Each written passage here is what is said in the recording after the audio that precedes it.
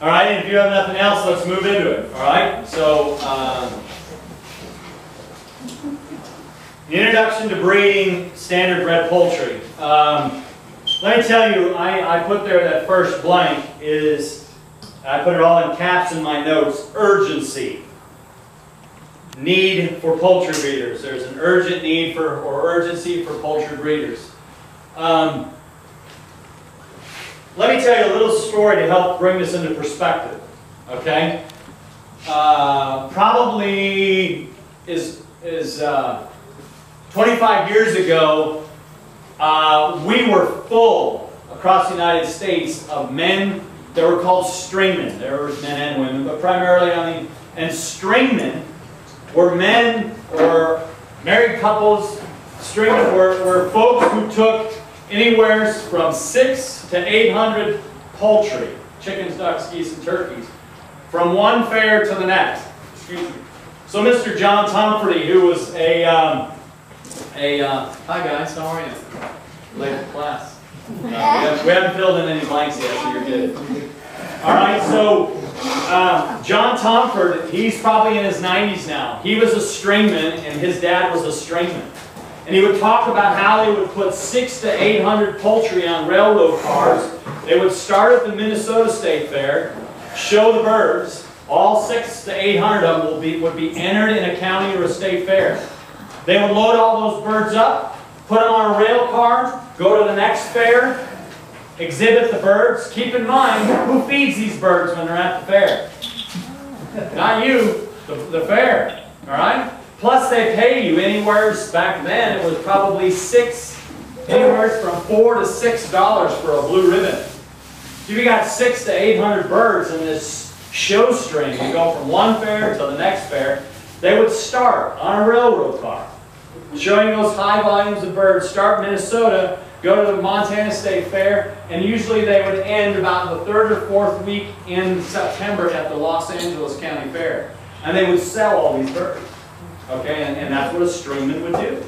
And he would make an enormous amount of money. And the way that a stringman survived is, John, what's your favorite breed so far? Rhode Island White. Okay, a Rhode Island White. All right? The way a stringman would survive, because he never hatched chickens, he would go to the breeders. He would say, John, I want all of your Rhode Island Whites that you aren't going to use for breeding. I'll put them in my fair string. I'll be a stringman. I'll take all your black Australorps, and actually I'll take all your black Australorps too, and Aaron, I want all of your extra Delawares, and Bob, I want all your extra Bar Plymouth Rock. Those will all be what you wouldn't use for breeding, I'll use as a stringman to go fair, fair, fair, fair, fair. Okay? Stringmen are gone. And part of the reason stringmen are gone is because fairs don't pay as much money anymore.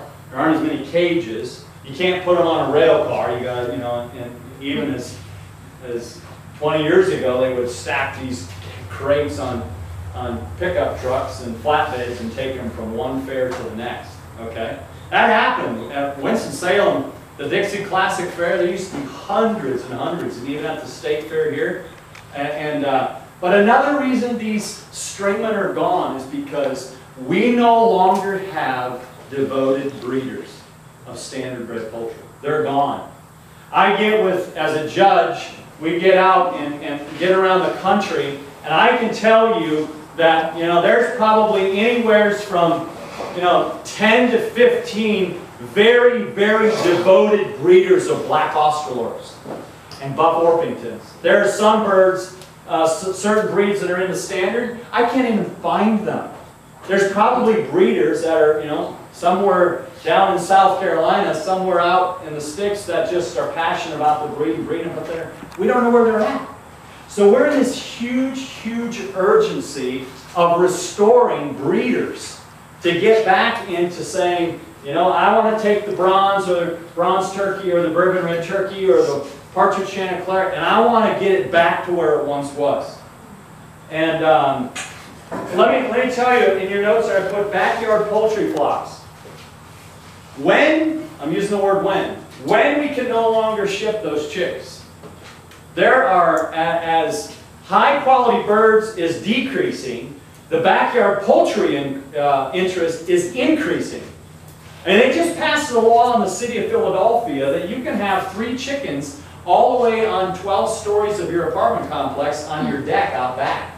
And you go Billings, Montana, Los Angeles, San Francisco, they're fighting these ordinances. It took place in Raleigh, it happened in Asheville, where we got to fight so we can have 3 to 5 chickens in our backyard.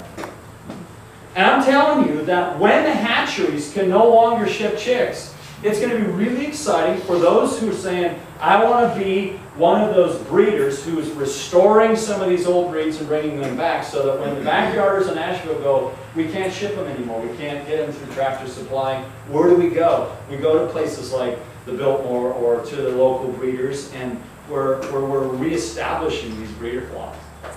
And so it's pretty exciting for me, as my paradigm shift has been, wow, I've been judging these birds for 25 years, but most of the birds I judge are these exhibitors that are just buying the bird and getting them from somewhere and just trying to show them. And so the quality of the birds has drastically declined.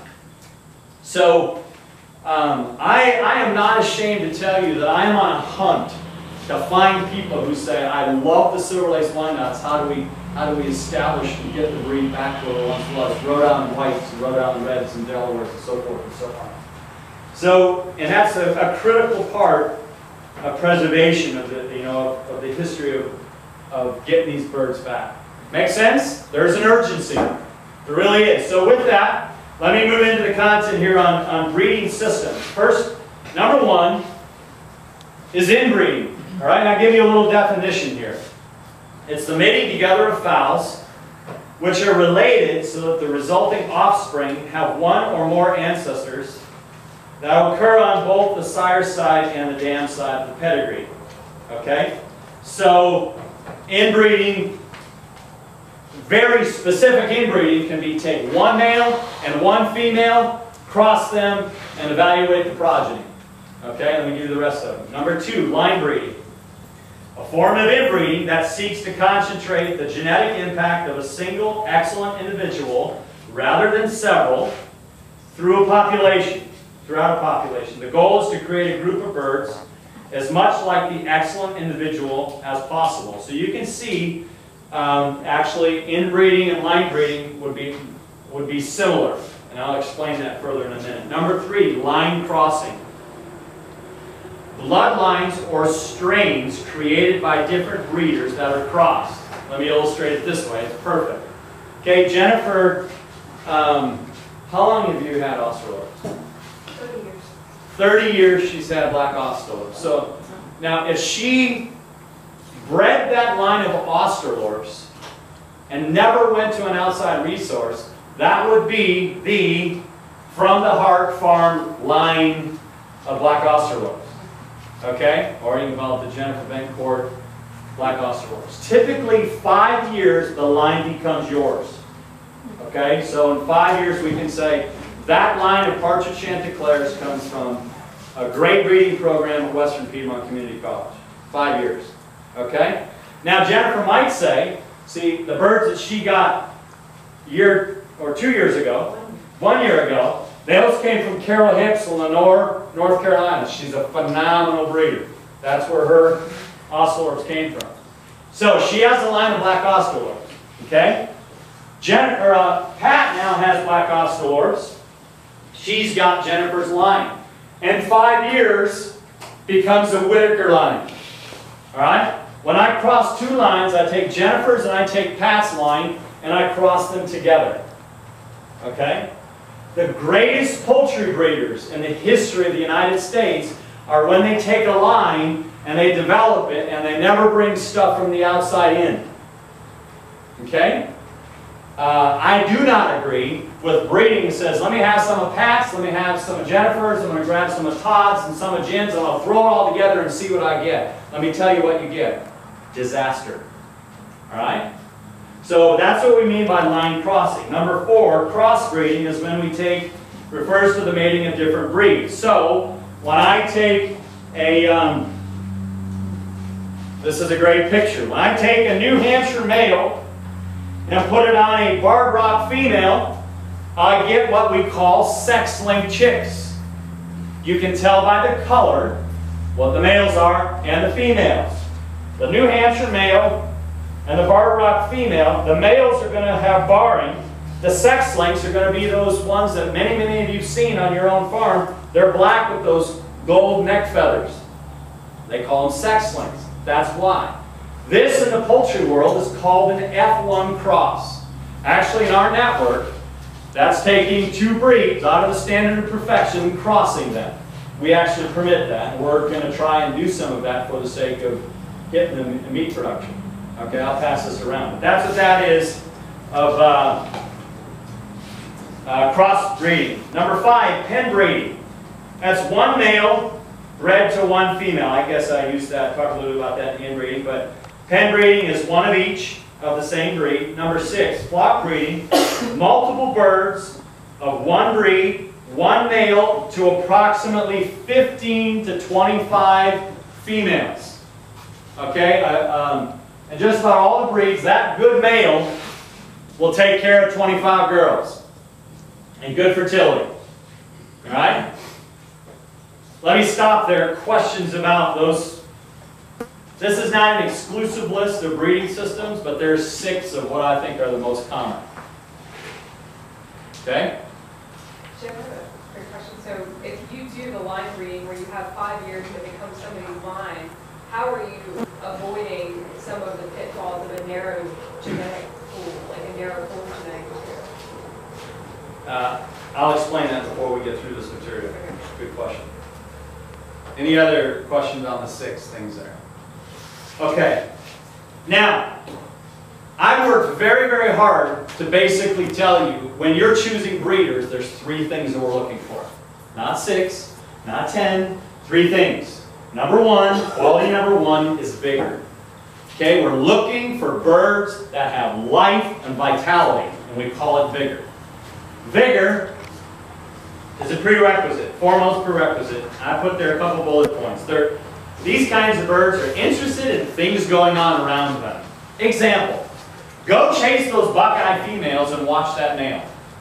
I mean, he's in the action, okay? He wants to know what's going on. Same would be with any bird or any breed that has good vigor. They walk, they run, they fly, they forage, they scratch, they sing, they cackle, crow, they show sex interest. Okay, birds with good vigor have a broad, long, deep body with good capacity for handling feed and manufacturing eggs. I love this Cornell University study. Look at it. 5 males with good vigor mated 132 times during a 24-hour observation period. Active boys. 5 males with average vigor mated 64 times in 24 hours. 5 males with low vigor 39 times. That is a drastic difference. Okay? And they don't make chicken Viagra, so we're selecting for vigor. Alright? So, now, is that assuming you've got like one rooster with 25 hens? absolutely. So, Well, what I'm talking about when we're selecting, okay, for an example, these 3 qualities, and I go to Pat's yesterday, her birds are 13 weeks, 15 weeks, 12 weeks. Okay. I've only looked at 965,000 last month. So 12 weeks old, we're looking at males that are at 12 weeks old. We're gauging at that age, we're looking at vigor as one of the things that we're observing. So I'm getting down, she does her tick, tick, tick, tick, tick, tick, tick, and all her birds are coming from everywhere, and she's throwing corn out, and she's like, hey, let me put on a show for you, Jim. So I'm just down here, and all these birds are around me, and I'm observing some of that vigor. Okay, it's not the only thing I'm looking for. I'm giving you 1 of 3 things, but that is a very important part of it. Okay?